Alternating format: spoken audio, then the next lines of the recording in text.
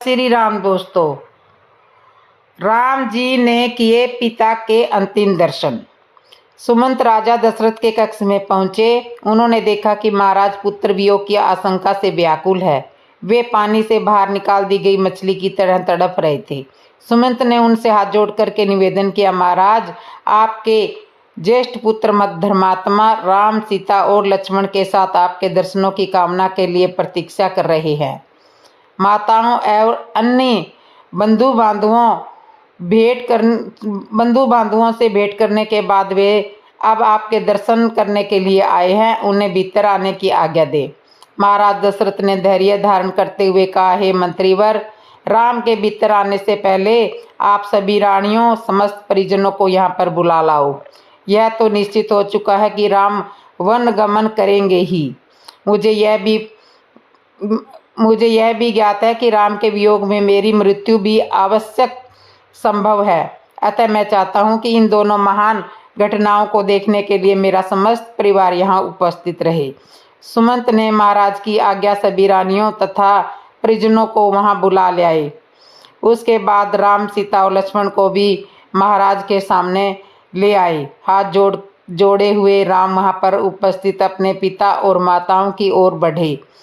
राम को इस प्रकार अपनी ओर आता देखकर महाराज दशरथ उन्हें हृदय से लगाने की अभिलाषा से अपने आसन से उठ खड़े हुए, किंतु अत्यधिक शोक और दुर्बल होने के कारण वे केवल एक पग बढ़ाते ही मूर्छित होकर गिर पड़े। पिता की ऐसी दशा देखकर राम और लक्ष्मण ने तत्काल उन्हें सहारा देकर पलंग पर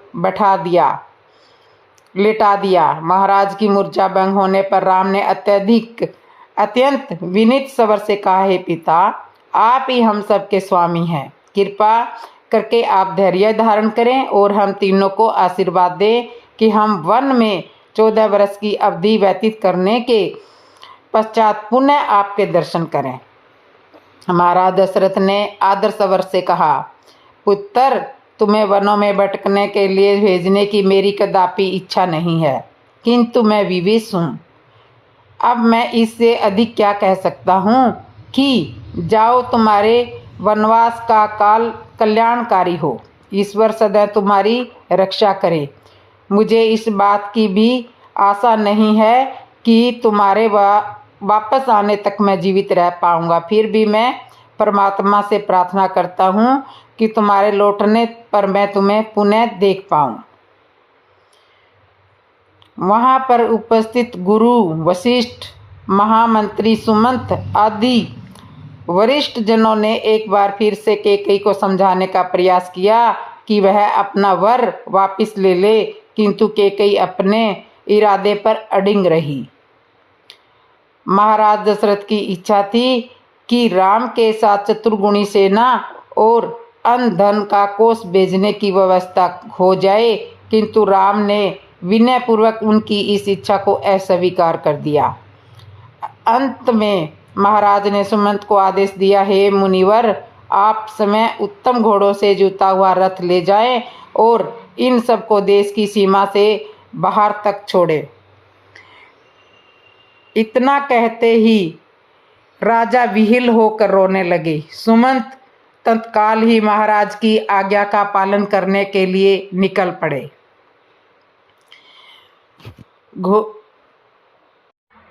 जैसे ही महाराज ने आज्ञा दी थी सुमंत रथ ले आओ, तो सुमंत रथ ले आए। राम, सीता और लक्ष्मण ने वहां पर उपस्थित परिजनों को तथा जन समुदायों का यथोचित अभिवादन किया और रथ पर बैठकर चलने को उद्यत हुए। सुमंत के द्वारा रथ हाँकना आरंभ करते ही अयोध्या के लाखों नागरिकों ने हा राम करते हुए उस रथ के पीछे दौड़ना शुरू कर दिया। जब रथ की गति तेज हो गई और निवासी रथ के साथ साथ दौड़ पाने में असमर्थ हो गए, तो वे उच्च स्वर में कहने लगे, रथ रोको, हम राम के दर्शन करना चाहते हैं। भगवान अनजाने अब हमें फिर कब इनके दर्शन हो पाएंगे। राजा दशरथ भी कैकेयी के प्रकोप से निकल कर हे राम कहते हुए विसिक्त की भांति रथ के पीछे दौड़ रहे थे। हाँफते हुए महाराज को रथ के पीछे दौड़ते देखकर सुमंत ने रथ रोका और बोले, हे पृथ्वीपति, रुक जाइए। इस प्रकार राम, सीता और लक्ष्मण के पीछे मत दौड़िए, ऐसा करना पाप है। आपकी आज्ञा से ही तो राम वन गमन कर रहे हैं, इसलिए उन्हें रोकना सर्वथा अनुचित तथा व्यर्थ है। सुमंत के वचन सुनकर महाराज वहीं रुक गए। रथ तीव्र गति से आगे बढ़ गया, किंतु प्रजाजन रोते बिलखते उनके पीछे ही दौड़ती रही। चित्रलिखित से खड़े महाराज उस रथ को तब तक टकटक निहारते रहे जब तक रथ की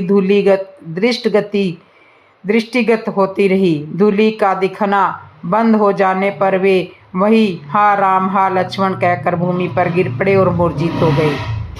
मंत्रियों ने तत्काल उन्हें उठाकर एक स्थान पर लेटाया। मूर्छा भंग होने पर मृत प्राय से महाराज अस्फुट स्वर से कहने लगे, संपूर्ण ब्रह्मांड में सबसे बड़ा अभागा मैं व्यक्ति हूँ, जिसके दो पुत्र एक साथ वृंद पिता को विलखता छोड़कर वन को चले गए। अब मेरा जीवन व्यर्थ है। फिर से मंत्रियों से बोले, मैं महारानी कौशल्या के महल में जाना चाहता हूँ, मेरा शेष जीवन वहीं व्यतीत होगा। अब वहाँ के अतिरिक्त मुझे अन्यंतर कहीं भी शांति नहीं मिलने वाली है। राम और लक्ष्मण के वियोग के कारण महाराज कौशल्या के महल में पुनः मूर्छित हो गए। उनकी इस दशा को देखकर महारानी कौशल्या विलाप करने लगी। कौशल्या के विलाप को सुनकर महारानी सुमित्रा भी वहां पर आ गई और उन्हें अनेक प्रकार से समझाकर शांत किया। फिर दोनों रानियां महाराज दशरथ की मूर्छा दूर करने का प्रयास करने लगी। जब राम ने देखा कि प्रजाजन रथ के पीछे दौड़ते ही आ रहे हैं तो उन्होंने रथ को रुकवाया और उन्हें संबोधित करते हुए बोले, हे प्रिय अयोध्यावासियों, ज्ञात है कि आप लोगों का मेरे प्रति अटूट और निश्चल प्रेम है और इसलिए आप लोग मुझे बार बार अयोध्या लौट जाने का आग्रह कर रहे हो। यद्यपि आपके इस प्रेम को टालना मेरे लिए अत्यंत कठिन है, किंतु मैं आप लोगों से आग्रह करता हूं कि आप लोग मेरी विश्वस्तता को समझने का प्रयास करें। क्या आप लोग चाहेंगे कि मैं पिता की आज्ञा भंग करके पाप का भागी बनूं? मैं जानता हूं कि आप लोग मुझसे वास्तविक स्नेह करते हैं और ऐसा कदापि नहीं चाहेंगे। अतः आप लोगों के लिए यही उचित है कि मुझे प्रेम पूर्वक वन जाने के लिए विदा करें और भरत को राजा स्वीकार करके उनके निर्देशों का पालन करें। और भी अनेकों प्रकार से नगरवासियों को समझा बुझाकर राम ने सुमंत से पुनः रथ को आगे बढ़ने का अनुरोध किया। कुछ क्षणों के लिए राम के कथन का प्रभाव प्रजाजनों पर पड़ा, किंतु रथ के चलते ही वे फिर से रोते बिलखते रथ के पीछे चलने लगे। वे राम लक्ष्मण के प्रेम की डोर में इतना अधिक बंधे थे कि चाहकर भी राम के द्वारा दिए गए निर्देशों का क्रियान्वित नहीं कर पा रहे थे और विवश होकर बरबस रथ के पीछे चले आ रहे थे। उनकी बुद्धि उन्हें रोक रही थी, किंतु हृदय उन्हें बलात् रथ का साथ घसीटे लिए जा रहा था। उनकी भावनाओं के आगे उनका विवेक कुछ भी काम नहीं कर पा रहा था। अपनी बातों का उन पर कोई भी प्रभाव न पड़ते देखकर राम ने सुमंत से रथ को और तेज चलाने की आज्ञा दी और रथ की गति तेज हो गई, किंतु भावुक प्रजाजनों की भीड़ फिर भी रथ के पीछे दौड़ी आ रही थी। तमसा नदी के तट पर पहुंचते पहुंचते रथ के अश्रव भी क्लांत हो चुके थे तथा उन्हें विश्राम आवश्यकता थी। मंत्री सुमंत ने रथ वहीं पर रोक दिया। राम, सीता और लक्ष्मण तीनों रथ से उतर गए। वे तमसा नदी के तट पर खड़े होकर उनकी लहरों का आनंद लेने लगे। इतने में ही रोते बिलखते वे सहस्त्रों अयोध्यावासी भी वहां पर आ पहुंचे, जो रथ की गति के साथ न चल पाने के कारण पीछे रह गए थे। उन्होंने चारों ओर से राम, लक्ष्मण और सीता को घेर लिया और अनेकों प्रकार के भावुकता पूर्वक तर्क देकर उनसे वापस अयोध्या लौटने का अनुरोध करने लगे। रामचंद्र ने उन्हें अनेकों प्रकार से धैर्य बंधाया। उनके कुछ शांत होने पर रामचंद्र ने प्रजाजनों से प्रेम पूर्वक आग्रह किया कि वे वापस लौट जाए तथा राम तथा परिजनों के मध्य संवाद अबाध गति से चलता रहा और रात्रि हो गई।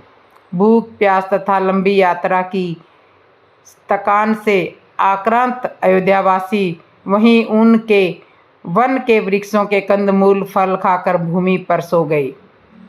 जब ब्रह्म मुहूर्त में रामचंद्र जी की निद्रा टूटी तो वे उन निद्रा मगन नगरवासियों की ओर देखकर लक्ष्मण जी से बोले, भैया, मुझसे इन प्रजाजनों का यह त्यागपूर्ण कष्ट देखा नहीं जा सकता है, इसलिए अब यही उचित है कि हम लोग चुपचाप यहाँ से निकल पड़े।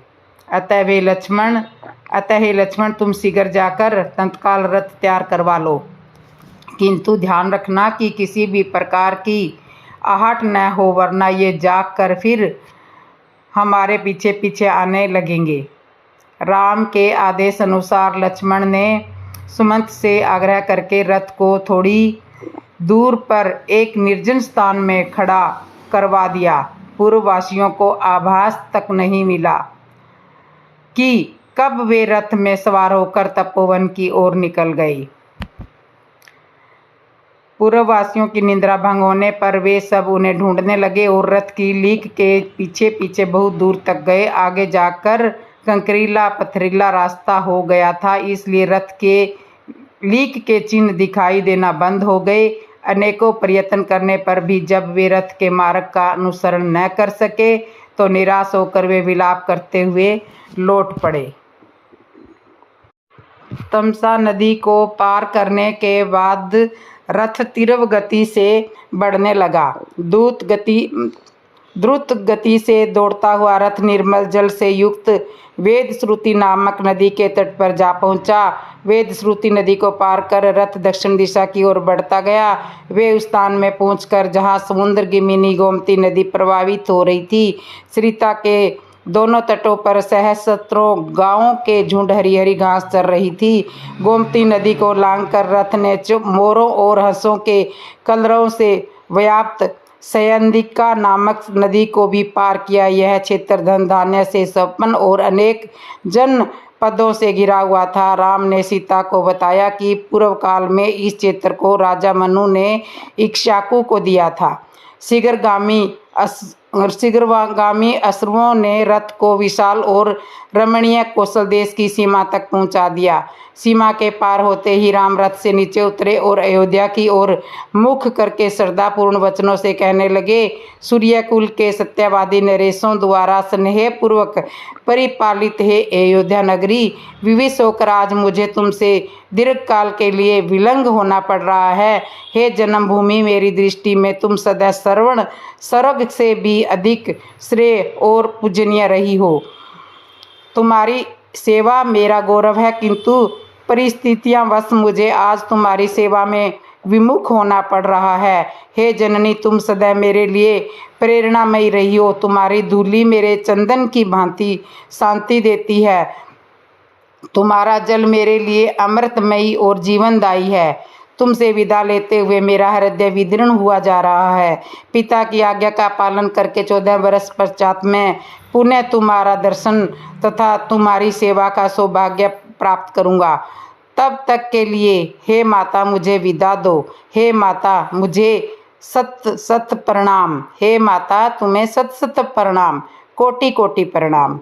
इतना कहकर राम ने अयोध्या प्रदेश की धूलि को मस्तक से लगा दिया।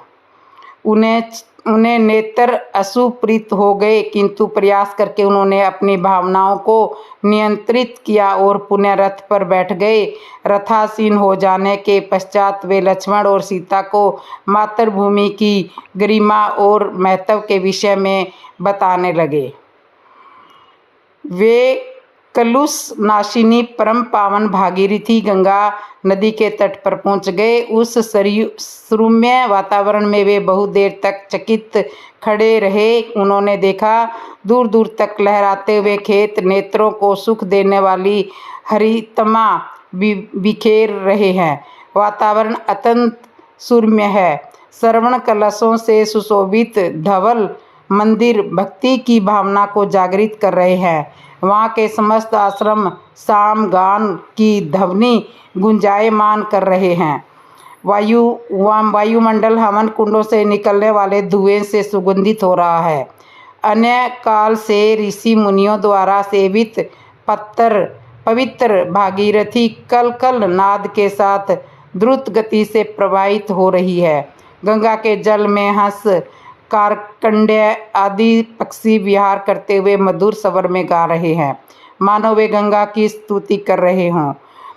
त्रिपथा पुल्यसलिंगा गंगा नदी के तटों पर खड़े वृक्ष रंग बिरंगे पुष्पों से सुशोभित है। ऐसा प्रतीत होता है कि वे अपने फूलों का अर्घ चढ़ाकर गंगा को अभिषेक कर रहे हैं। वे इस मनोमुग्धकारी छवि निहारने में लीन हो गई। कुछ काल के पश्चात राम सुमंत से बोले, मुनिवर, आज हम यही विश्राम करेंगे। हंगुदी के उस विशाल वृक्ष पर कितने सुंदर तथा आकर्षण फल लगे हुए हैं। आज हम उन्हीं फलों का आहार करेंगे और रात्रि भी यहाँ पर व्यतीत करेंगे। रामचंद्र जी का आदेश पाते सुमंत ने रथ को हंगुदी के वृक्ष के नीचे खड़ा कर दिया और घोड़ों को निकट ही हरी हरी घास चरने के लिए छोड़ दिया। गंगा के इस प्रदेश पर भीलों का राज था और उनके राजा का नाम गुहू था। एक लोकप्रिय एवं सशक्त शासक होने के साथ ही साथ गुहू राम का भी भक्त था। यह ज्ञात होने पर कि राम अपने लघु भ्राता और पत्नी सीता के साथ उनके क्षेत्र में आए हैं, वह अपने मंत्रियों तथा परिजनों के साथ उनके स्वागत के लिए आ पहुंचा। भील राजगुहू को देखकर राम समय आगे बढ़े और उनको गले से मिले। वक्लक धारण किए हुए राम, सीता और लक्ष्मण को देखकर गुहू को अत्यंत शोक हुआ। उसने विनयपूर्ण तथा आतर भाव से कहा, हे रामचंद्र, इस प्रदेश को आप अपना ही प्रदेश समझें। आप यहाँ का अधिपति बनकर यहाँ का शासन संभाल लें। आपके समान समदर्शी एवं न्यायवेता शासक पाकर यह प्रदेश धन्य हो जाएगा। मैं आपको विश्वास दिलाता हूँ कि यह संपूर्ण भूमि आपकी ही है और हम सब आपके अनन्य भक्त हैं।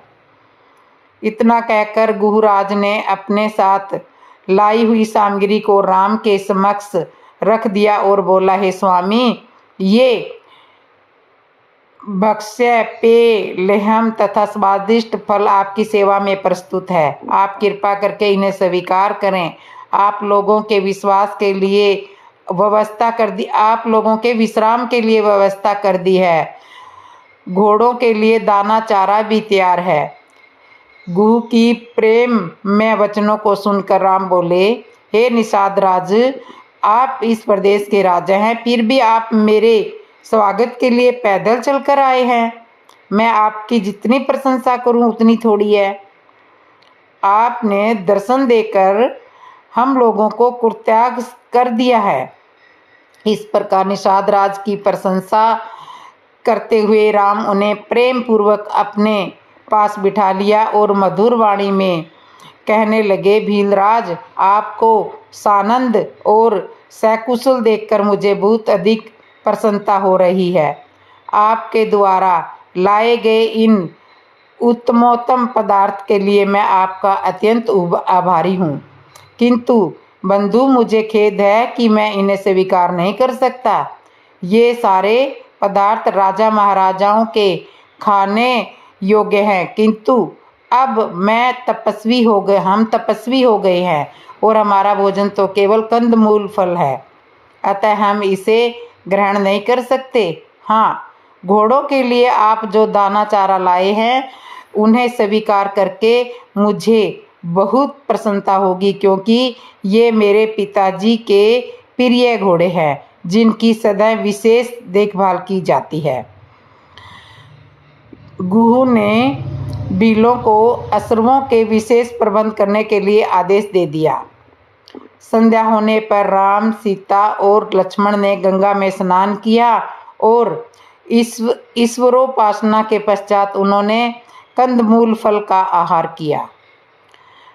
गुहराज उन्हें उस कुटी तक ले गए जहाँ पर उन्होंने उनके विश्राम के लिए अपने हाथों से प्रेम पूर्वक तृण शैयाएं बनाई थी। कुटी में पहुंचकर गुह ने कहा, हे दशरथ नंदन, आप इन शैयाओं पर विश्राम कीजिए। मैं आपका दास हूँ, अतः मैं पूर्ण रात्रि जागकर हिंसक पशुओं से आप लोगों की रक्षा करूँगा। आप हमें सर्वाधिक प्रिय है, इसलिए आप लोगों की सुरक्षा के लिए रात भर मेरे ये सभी साथी धनुष बाण लेकर तैयार रहेंगे। उनकी बातें सुनकर लक्ष्मण ने कहा, हे गुहराज, मुझे आपकी शक्ति, निष्ठा और भैया राम के प्रति आपके अनन्य प्रेम पर पूर्ण विश्वास है। निसंदेह आपके राज्य में हमें किसी प्रकार की विपत्ति की आशंका नहीं हो सकती, किंतु मैं भैया राम का दास हूँ, अतः मैं इनके दरबार में सो नहीं सकता। मैं भी रात भर आपके साथ पहरा दूंगा। पहरा देकर मैं अपना कर्तव्य पूरा करूंगा। भील, राजगुह और लक्ष्मण कुटी के बाहर एक शिला पर बैठकर रात भर पहरा देते हुए बातें करने लगे। लक्ष्मण ने गुह को अयोध्या में घटित समस्त घटनाओं के विषय में बताया। इस प्रकार वह रात्रि व्यतीत हो गई। वेला में राम ने शैया का परित्याग कर दिया और लक्ष्मण से कहा, भाई, भगवती रात्रि व्यतीत हो गई है, अब सूर्य उदय का समय आ पहुंचा। कोकिल की कूक सुनाई दे रही है, मोरों की बोली सुनाई दे रही है। यही वह अवसर है जबकि हमें तीव्र गति से बहने वाली समुद्रगमिनी परम पावन गंगा को पार कर लेना चाहिए। सुमित्रा कुमार नंदन ने भी श्री रामचंद्र जी के कथन का अभिप्राय समझकर ग्रह और सुमंत को बुलाकर पार उतरने की व्यवस्था करने के लिए कहा। निषाद राज ने अपने मंत्रियों को आदेश दिया कि एक सुंदर द्रुतगामी नौका ले आओ। आज्ञा पाते ही निषाद राज के अनुचर तत्काल जाकर उनके लिए एक श्रेष्ठ नौका लेकर आ गई। नौका के घाट पर तक जाने पर राम, सीता और लक्ष्मण घाट की ओर चले। उन्हें घाट की ओर आते देखकर मंत्री सुमंत ने हाथ जोड़ करके कहा, हे रघुकुल शिरोमणि, अब मेरे लिए क्या आज्ञा है। रामचंद्र ने उनकी कर्तव्य निष्ठा की प्रशंसा की और धन्यवाद देते हुए कहा, सुमंत, अब आप शीघ्र अयोध्या के लिए प्रस्थान करें। गंगा पार करने के पश्चात हम आगे की यात्रा पैदल ही करेंगे। आप अयोध्या जाकर मेरी सीता और लक्ष्मण की ओर से पिताजी, माताओं और अन्य गुरुजनों को चरण स्पर्श वंदना करना। उन्हें धैर्य दिलाते हुए हमारी ओर से संदेह देना कि हम तीनों में से किसी को भी अपने वनवास का किंचित मात्र भी दुख नहीं है। उन्हें यह भी कहें कि 14 वर्ष की अवधि समाप्त होने पर मैं, सीता और लक्ष्मण आपके दर्शन करेंगे और भाई भरत को कैकेयी से शीघ्र बुला ले तथा राज सिंहासन सौंप दे, ताकि प्रजा को किसी प्रकार का कष्ट और असुविधा न हो। हे मुनिवर, भरत से भी मेरा यह संदेश देना कि वे सभी माताओं का समान रूप से आदर करें और प्रजाजनों के हितों का सदा ध्यान रखें। सुमंत अत्यंत विह्वल हो गए और उनके नेत्रों से आंसुधारा बह चली।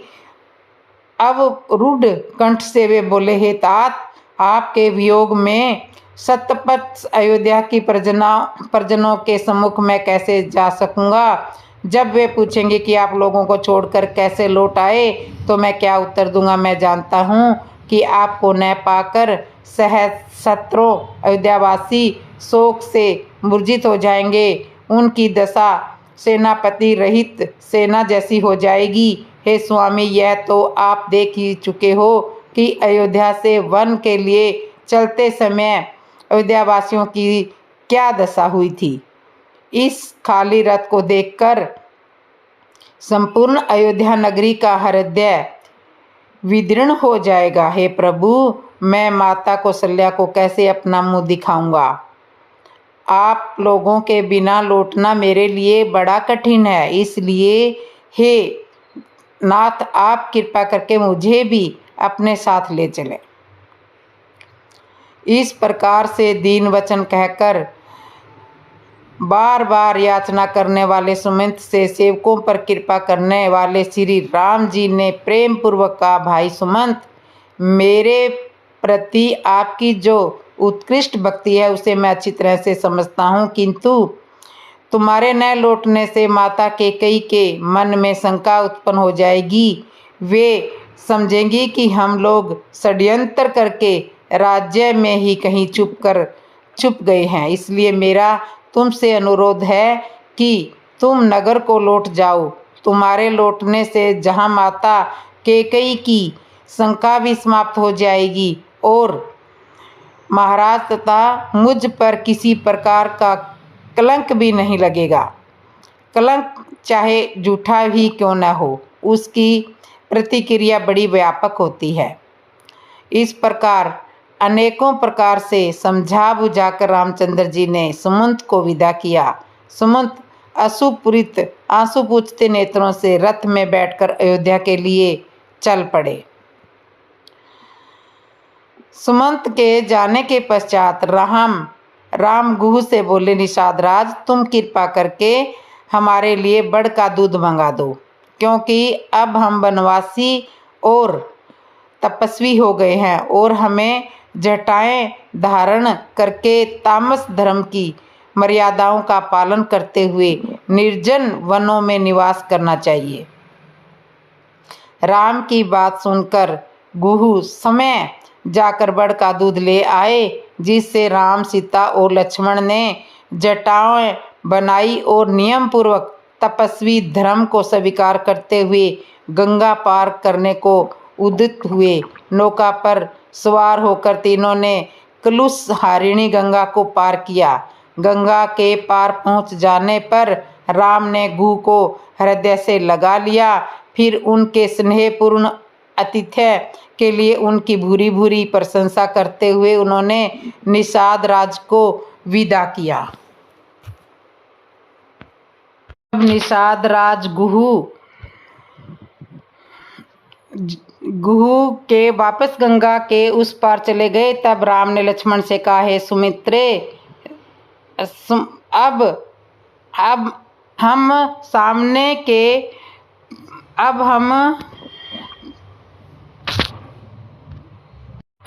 सामने के फैले हुए निर्जन वन में प्रवेश करेंगे। इस निर्जन वन में प्रवेश करेंगे। यह भी हो सकता है कि हमें इस वन में अनेक प्रकार की भयंकर स्थितियों और उपद्रवों का सामना करना पड़े। कोई भी भयंकर प्राणी किसी भी समय किसी भी ओर से आकर हम पर आक्रमण कर सकता है। अतः तुम सबसे आगे चलो, तुम्हारे पीछे सीता चलेगी और सबसे पीछे तुम दोनों की रक्षा करते हुए मैं रहूँगा। अच्छी तरह से समझ लो कि यहाँ हम लोगों को आत्मनिर्भर होकर समय ही एक दूसरे का बचाव करना होगा। राम की आज्ञा के अनुसार लक्ष्मण धनुष बाण संभाले हुए आगे आगे चलने लगे तथा उनके पीछे सीता और राम उनका अनुसरण करने लगे। वन के भीतर चलते ये तीनों वत्स्य देश में पहुंच गए। यह विचार करके कि कोमलांगी सीता इस कठोर यात्रा से अत्यधिक क्लांत हो गई होगी, वे विश्राम करने के लिए एक वृक्ष के नीचे रुक गए। संध्या हो जाने पर उन्होंने संध्यापासना करके कर्मों से निर्वित होकर वहां उपलब्ध वन्य पदार्थों से अपनी भूख मिटाई। सने सने रात्रि गहराने लगी। राम लक्ष्मण से बोले, भैया लक्ष्मण, इस निर्जन वन में आज हमारी यह प्रथम रात्रि है। जानकी की रक्षा का दायित्व हम दोनों भाइयों पर ही है, इसलिए तुम सिंह की भांति निर्भय एवं तर्क सतर्क रहना। ध्यान से सुनो। कुछ दूरी पर अनेक प्रकार के हिंसक प्राणियों के स्वर सुनाई दे रहे हैं। किसी भी क्षण ये इधर आकर तनिक भी अवसर पाकर हम पर आक्रमण कर सकते हैं। इसलिए हे वीर शिरोमणि, किसी भी अवस्था की चिंत भी असावधान मत होना। फिर विषय को परिवर्तित करते हुए वे बोले, आज पिताजी अयोध्या में बहुत दुखी हो रहे होंगे और माता कैकेयी उतनी ही आनंदित हो रही होगी। अपने पुत्र को सिंहासन रूढ़ करने के लिए कैकेयी कुछ भी कर सकती है। रह रह कर मेरे मन में एक आशंका उठती है कि कहीं वे पिताजी के भी प्राण छल से ना ले। धर्म से पतित और लोभ के वशीभूत हुआ मनुष्य भला क्या कुछ नहीं कर सकता। ईश्वर न करे कि ऐसा हो, अन्यथा वृंदा माता कौशल्या भी पिता के और हमारे वियोग में अपने प्राण त्याग देगी। इस अन्याय को देखकर मेरे हृदय में अवर्णनीय वेदना होती है। जी चाहता है कि इन निरीह वृंद प्राणियों के जीवन की रक्षा के लिए संपूर्ण अयोध्यापुरी को बाणों से बींध दूं, किंतु मेरा धर्म मुझे ऐसा करने से रोकता है। सत्य मानो कि मैं आज बड़ा दुखी हूँ। ऐसा कहते कहते राम का कंठ अवरुद्ध हो गया और वे चुप होकर आंसू पूछकर नेत्रों से पृथ्वी की ओर देखने लगे। जब लक्ष्मण ने राम को इस प्रकार दुख से तड़पते देखा तो उन्होंने धैर्य बंधाते हुए कहा, हे आर्य, इस प्रकार शोक विहल होना आपको शोभा नहीं देता। आपको दुखी देखकर भाभी को भी दुख होता है, अतः आप धैर्य धारण करें। बड़े संकट में भी आपने धैर्य को कभी नहीं छोड़ा, फिर आज इस प्रकार अधीर क्यों हो रहे हो? उचित तो वही है कि हम काल की गति को देखें, परखें और उनके अनुसार ही कार्य करें। मुझे विश्वास है कि वनवास की यह अवधि निष्कंटक समाप्त हो जाएगी और उसके पश्चात हम कुशल पूर्वक वापस अयोध्या लौटकर सुख संपत्ति का जीवन व्यतीत करेंगे। तृणों की शैया पर लेटे हुए राम के निंद्रा मगन हो जाने पर लक्ष्मण संपूर्ण रात्रि निर्भय होकर धनुष बाण संभाले राम और सीता के रक्षार्थ पहरा देते रहे। रात्रि व्यतीत होने पर सूर्य उदय से पूर्व ही राम, लक्ष्मण और सीता ने संध्या वंदना आदि से निर्वृत्त होकर त्रिवेणी संगम की ओर प्रस्थान किया। मार्ग में लक्ष्मण ने कुछ वृक्षों के स्वादिष्ट फलों को तोड़कर राम और सीता को दिया तथा समय भी उनसे अपनी भूख शांत की। संध्या होते होते वे गंगा और यमुना के संगम पर पहुंच गए। कुछ देर तक संगम के रमणीक दृश्यों को देखने के बाद राम बोले, लक्ष्मण, आज भी इस यात्रा ने हमें महातीर्थ प्रयागराज के निकट पहुंचा दिया है। हवन कुंड से उठती हुई यह ध्रुम रेखा ऐसी प्रतीत हो रही है मानो अग्निदेव की पताका फहरा रही हो। हवन के इस धुएं की स्वास्थ्यवर्धक सुगंधि से संपूर्ण वायुमंडल आपूरित हो रहा है। मुझे ऐसा प्रतीत होता है कि हम महर्षि भारद्वाज के आश्रम के आसपास ही पहुंच चुके हैं। संगम की उस पवित्र स्थली में गंगा और यमुना दोनों ही नदियां कलकल नाद करती हुई प्रवाहित हो रही थी। निकट ही महर्षि भारद्वाज का आश्रम था। आश्रम के भीतर पहुंचकर राम ने भारद्वाज मुनि का अभिवादन किया और कहा, हे महामुने, अयोध्यापति महाराज दशरथ के पुत्र राम और लक्ष्मण आपको सादर प्रणाम करते हैं। भगवान पिता की आज्ञा से मैं 14 वर्ष वन में निवास करने आया हूँ। ये मेरे अनुज भाई लक्ष्मण और मेरी पत्नी मिथिलापति जनक पुत्री सीता है। उनका हार्दिक सत्कार करने तथा बैठने के लिए आसन देने के लिए पश्चात मुनि भारद्वाज ने उनके स्नान आदि की व्यवस्था की और उनके भोजन के लिए अनेक प्रकार से फल दिए। फिर ऋषि भारद्वाज बोले, मुझे ज्ञात हो चुका है कि महाराज दशरथ ने निरपराध तुम्हें वनवास दिया है और तुमने मर्यादा की रक्षा के लिए उसे सहस्वीकार किया है। तुम लोग 14 वर्ष तक मेरे इसी आश्रम में निश्चित होकर रह सकते हो। यह स्थान अत्यंत रमणीक भी है। राम ने कहा, निसंदेह आपका स्थान अत्यंत मनोहर और सुखदेह है, परंतु मैं यहाँ निवास नहीं करना चाहता, क्योंकि आपका आश्रम अपनी गरिमा के कारण दूर दूर तक विख्यात है। मेरे यहाँ निवास करने की सूचना आवश्यक ही अयोध्यावासियों को मिल जाएगी और उनका यहाँ तांता लग जाएगा। इस प्रकार हमारे तपस्वी धर्म में बाधा पड़ेगी। आपको भी इससे असुविधा होगी, अतः आप कृपा करके हमें कोई अन्य स्थान के विषय में बताइए जो एकांत में हो और जहाँ सीता का मन भी लगा रहे।